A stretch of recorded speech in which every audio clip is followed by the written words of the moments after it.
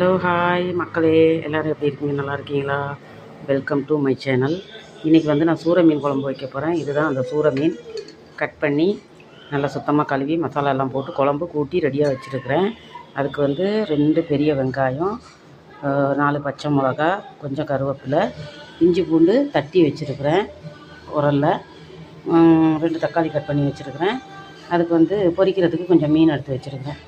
வந்து தேங்காய் பால் வந்து கொஞ்சமாக ஊற்றுவேன், இவ்வளவும் ஊற்ற மாட்டேன், கொஞ்சமாக ஊற்றுவேன். தேங்காய் பால் கொஞ்சம் சேர்த்தா நல்லாயிருக்கும். அடுத்து வந்து ஒரு கடாயை அடுப்பில் வச்சுட்டேன். இப்போது அதில் கடுகு, உளுத்தம்பருப்பு, சோம்பு, கொஞ்சம் வெந்தயம் இதை எண்ணெயில் போட்டுருவோம்.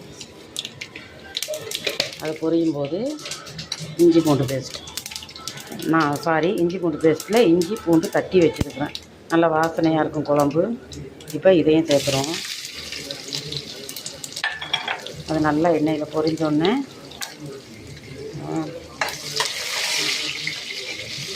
நம்ம ஃபஸ்ட்டு வந்து அடுப்பு கொஞ்சம் ஃபாஸ்ட்டாக வச்சுக்கலாம், அப்புறமா அடுப்பு கொஞ்சம் குறைச்சி வச்சுக்கணும். இது வந்து எண்ணெயில் பொரியும் போது அப்படியே கொஞ்சம் கருவேப்பிலை,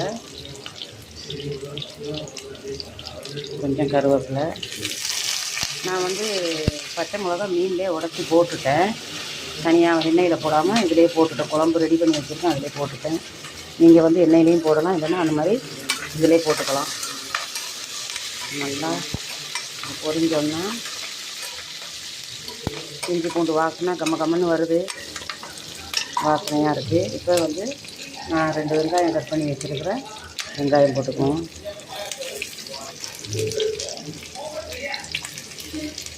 வெங்காயம் எவ்வளோ சேர்க்குறோமோ அவ்வளோவுக்கு குழம்பும் நல்லாயிருக்கும்.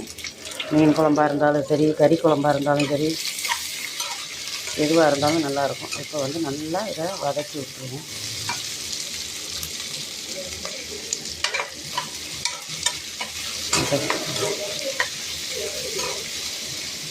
நல்லா எண்ணெயில் வதங்குறதுக்கு இன்னும் கொஞ்சம் நம்ம உப்பு சேர்த்துக்குருவோம்.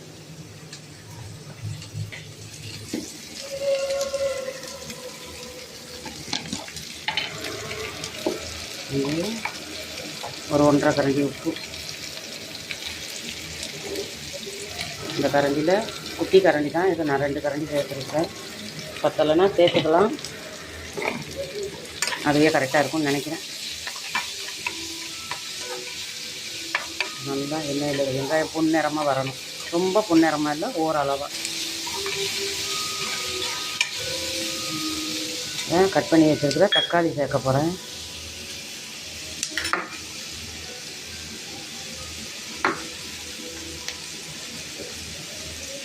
இப்போ 2 தக்காளி கட் பண்ணி வச்சுருக்கேன், அதையும்